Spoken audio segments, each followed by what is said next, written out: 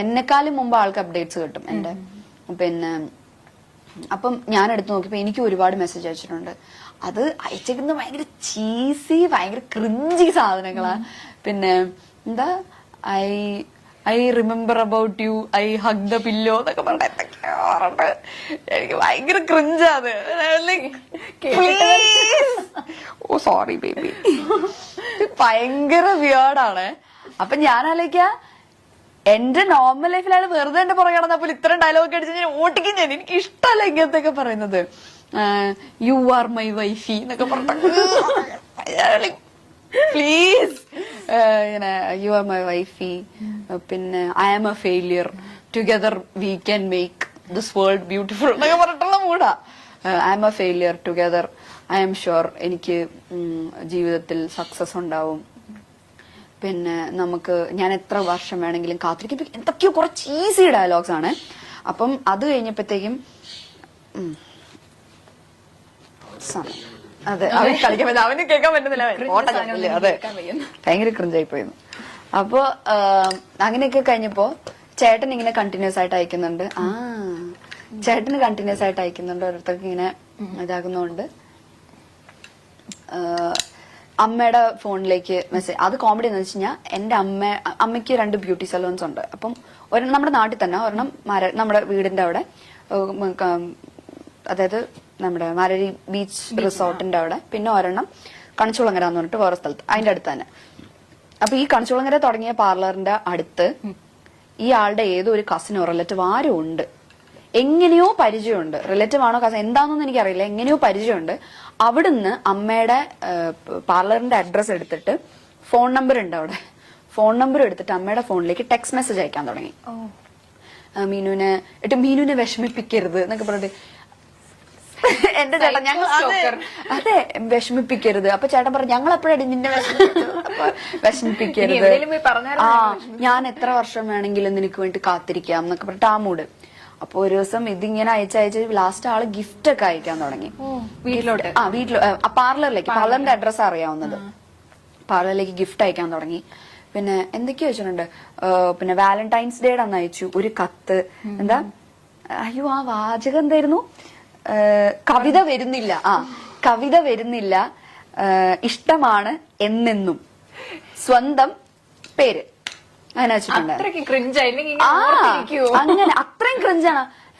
അപ്പൊ ഞാൻ വീട്ടിൽ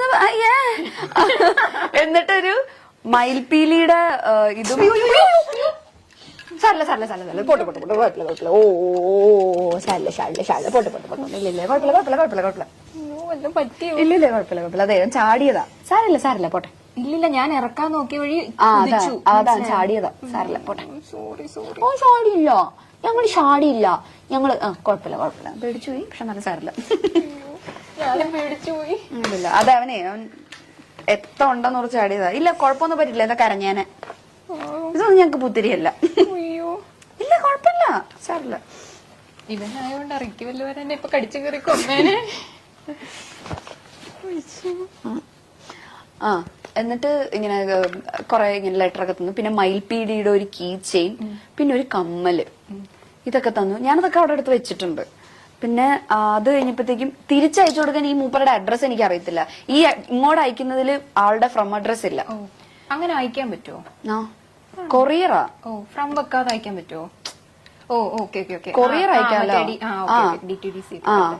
ഇതെന്തിന്റെ പ്രൊഫഷണൽ കൊറിയേഴ്സ് എന്തോ അങ്ങനെ എന്തോ ആണ് അപ്പൊ അമ്മ എന്നോട് ആദ്യത്തെ ഗിഫ്റ്റ് അയക്കുന്ന സമയത്ത് എന്റെ അടുത്ത് ഇങ്ങനെ പറഞ്ഞിട്ടുണ്ടായിരുന്നു പ്രൊഫഷണൽ കൊറിയേഴ്സ് എന്നത് എനിക്ക് പ്രൊഫഷണൽ കൊറിയേഴ്സ് വഴിയൊന്നും വരില്ല പ്രൊഫഷണൽ കൊറിയേഴ്സ് DTDC എന്തോ ആണ് വരില്ല എനിക്ക് പിന്നെ ആമസോൺ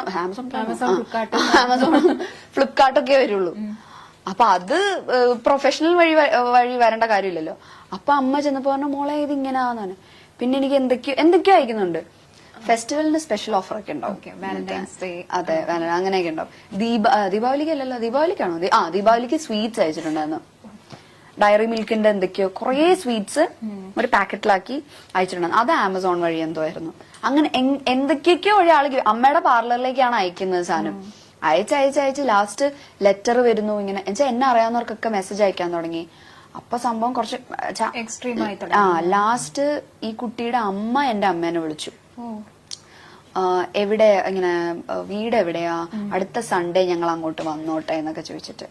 അപ്പൊ അമ്മ പറഞ്ഞു വേണ്ട, മോക്ക് ഇപ്പൊ കല്യാണം നോക്കുന്നുണ്ട്. അപ്പൊ പറഞ്ഞു ഇല്ല, അവക്ക് ഇപ്പൊ താല്പര്യം, ഞങ്ങൾ നോക്കുന്നുമില്ല എന്ന് പറഞ്ഞു. അപ്പൊ അവനെ പറഞ്ഞ അതെന്താ, മോക്ക് വേറെ ആരെങ്കിലും ഇഷ്ടമാണോ? അപ്പൊ അമ്മ പറഞ്ഞു അല്ല, അതുകൊണ്ടല്ല, ഞങ്ങൾക്ക് ഇപ്പൊ താല്പര്യം ഇല്ല.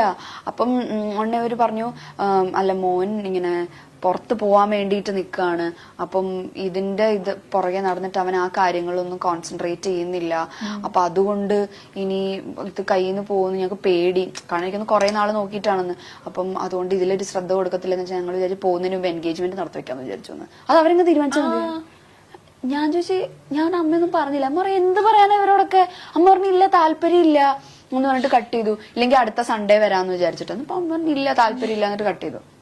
അത് കഴിഞ്ഞ് പിന്നെ ഇങ്ങനെ ഒരുപാട് ഗിഫ്റ്റ്, ഞാൻ കാത്തിരിക്കും, ഭയങ്കര സ്റ്റോക്കിങ്, ഞാൻ കാത്തിരിക്കും, അങ്ങനെ ഇങ്ങനെ എന്നൊക്കെ പറഞ്ഞപ്പോ ഞാൻ പറഞ്ഞ അമ്മ ഞാൻ വിളിക്കാം. ഞാൻ വിളിച്ചിട്ട് ഡയറക്റ്റ് പറയാം എനിക്ക് ലാസ്റ്റ് അമ്മയുടെ ഫോണിൽ ടെക്സ്റ്റ് മെസ്സേജ് ആലോ അയക്കുന്നത്. ആ നമ്പറിലേക്ക് ഞാൻ വിളിച്ചിട്ട് ഞാൻ പറഞ്ഞു ഇന്ന ആളല്ലേ. അപ്പം സംസാരം എക്സ്ട്രാ ഡീസൽ, സംസാരിക്കുന്നേ ഇല്ല ആള്. ആ ഓക്കെ ഇങ്ങനെ മാത്രമേ പറയുന്നുള്ളൂ. അപ്പം പിന്നെ ഞാൻ വിളിച്ചപ്പോ ഞാൻ പറഞ്ഞു ഞാൻ മീനാക്ഷിയാണ്. ഇന്ന ആളല്ലേ ചോദിച്ചു. അതെ. ഞാൻ പറഞ്ഞു ഞാൻ മീനാക്ഷിയാണ്, നിങ്ങളുടെ അമ്മ ഇങ്ങനെ വിളിച്ചിട്ടുണ്ടായിരുന്നു, സംസാരിച്ചിട്ടുണ്ട്, നിങ്ങൾ അയക്കുന്ന ഗിഫ്റ്റ് കിട്ടുന്നുണ്ട്, നിങ്ങൾ ഇപ്പം ആ ആരാധന എന്ന് പറയുന്ന അവിടെ വരെ ഇറ്റ്സ് ഓക്കെ, എനിക്ക് ഹാപ്പിയാണ്, ഞാൻ അതിനെ റെസ്പെക്ട് ചെയ്യുന്നു. പക്ഷെ അതിന്റെ അപ്പുറത്തേക്ക് പോവരുത്. എനിക്കും പേഴ്സണലി നിങ്ങൾ ഗിഫ്റ്റ് ഒക്കെ അയക്കുന്നത് എനിക്കും പേഴ്സണലി ഭയങ്കര ബുദ്ധിമുട്ടുണ്ടാക്കുന്നു. ഞാൻ അതൊന്നും ഉപയോഗിക്കുന്ന പോലും ഇല്ല, അതൊക്കെ ഇവിടെ വെറുതെ ഇരിക്കുക. വള എന്തൊക്കെയോ അയച്ചു തന്നിട്ടുണ്ട്. അപ്പൊ ഞാൻ പറഞ്ഞു അതൊക്കെ എനിക്ക് ഭയങ്കര ബുദ്ധിമുട്ടുണ്ടാക്കുന്നുണ്ട്. സോ അത് ചെയ്യരുത്. ആരാധന, ഇഷ്ടം അതൊക്കെ സമ്മതിച്ചു. പക്ഷെ ഇതിന് പ്രേമം, കല്യാണം അങ്ങനെയൊന്നും കൊണ്ടുപോകരുത്, ഭയങ്കര മോശമാണ്. പിന്നെ ഇനി ഇതുണ്ടാവരുതൊന്നും. ഇയാളൊന്നും പറയുന്നില്ല, നമുക്ക് തിരിച്ചു പറയാനുണ്ടെന്നാ. ഓക്കെ ഓക്കെ ഇട്ട് കോള് കട്ടി. അത് കഴിഞ്ഞിട്ട് പിന്നെ അയച്ചു ദീപാവലിക്ക്. അത് ഇതിന് മുമ്പ് അയച്ചു, ദീപാവലിക്ക് സ്വീറ്റ്സ് ദീപാവലി എന്തൊക്കെയോ ഇങ്ങനെ അയച്ചു. അപ്പൊ അച്ഛൻ എന്നിട്ട് ഒരു ദിവസം ഞങ്ങളുടെ അമ്പലത്തിൽ ഉത്സവം നടന്ന സമയത്ത് ആള് അമ്പലം വരെ എത്തി. കാരണം ഞാൻ എപ്പോഴും ചാനലിൽ കൂടെ പറയല്ലോ മാരേക്കുളത്താണ് വീട്. അപ്പൊ മാരേക്കുളത്ത് അമ്പലത്തിന്റെ അവിടെ നിന്നിട്ട് അമ്മേനെ വിളിച്ചു. അമ്മ വിളിച്ചിട്ട് ചോദിച്ചു ആന്റി എവിടെയാ, എനിക്കൊന്ന് കാണാൻ പറ്റുമോ എന്ന് ചോദിച്ചിട്ട്. അമ്മ പറഞ്ഞു എനിക്കൊന്ന് എന്താ പ്രശ്നം, എനിക്കൊരു കാര്യം പറയാം. അപ്പൊ അമ്മ ഫോണിൽ കൂടെ പറയാനുള്ളത് പറഞ്ഞാൽ മതി, നേരിട്ട് കണ്ട. ആന്റിയുടെ പാർലർ എവിടാ, ഞാൻ അങ്ങോട്ട് വരാം. അപ്പൊ എന്റെ വീട് അമ്പലത്തിന്റെ അടുത്ത് തന്നെ. അപ്പൊ ഞാൻ ഓർത്തിന് ചോദിച്ചു പറഞ്ഞെങ്ങാനും അങ്ങോട്ട് വരുമോ, എനിക്ക് പേടിയായി. ആ പ്രദേശത്ത് ഇപ്പൊ അച്ഛനാണെങ്കിലും അല്ല എന്നെ മാത്രല്ല, അച്ഛൻ ബാങ്ക് ഉദ്യോഗസ്ഥനായിരുന്നു. അപ്പൊ അച്ഛന് ഇപ്പം മറ്റേ ഈ ലോണിന്റെ കാര്യത്തിലാണെങ്കിൽ അച്ഛൻ എല്ലാവരോടും സംസാരിക്കും, ഭയങ്കര സോഷ്യൽ അച്ഛൻ. അച്ഛൻ എപ്പോഴും അമ്പലത്തിൽ പോകുന്ന ആളാണ്. അപ്പൊ അവിടെ ഞാൻ ആരോടെങ്കിലും ചോദിച്ചാൽ നമ്മുടെ വീട് പറയും. അപ്പൊ എനിക്ക് ഭയങ്കര ടെൻഷനായി, വീട്ടിലേക്കെങ്ങാനും കയറി വരുമോ. അപ്പൊ അമ്മ പറഞ്ഞു പിന്നെ ഇല്ല, നേരിട്ട് കാണും, ഞാൻ ആന്റിയുടെ പാർലറിലേക്ക് വരാം. അമ്മ പറഞ്ഞു ഇല്ല, പാർലറിലേക്കൊന്നും വരണ്ട, അല്ലാതെ പറയാനുള്ളത് പറഞ്ഞാൽ മതി എന്ന് പറഞ്ഞു. എന്നിട്ട് ഇവര് പറഞ്ഞില്ല എനിക്ക് നേരിട്ട് പറയണം. പറഞ്ഞു ഇല്ല, തിരിച്ചു പോകണം, ഞങ്ങൾക്ക് സംസാരിക്കാൻ താല്പര്യമില്ല എന്നൊക്കെ പറഞ്ഞിട്ട് തിരിച്ചുപോയി. അന്നിട്ട് വീട്ടിന്റെ ഫ്രണ്ടിൽ തൊഴിലുറപ്പ് ചേച്ചിമാരൊക്കെ ഉണ്ടായിരുന്നു. അച്ഛൻ ചെന്ന് അവരുടെ അടുത്ത് പറഞ്ഞു ആര് വന്നാലും മീനും ഇല്ലെന്ന് പറഞ്ഞു.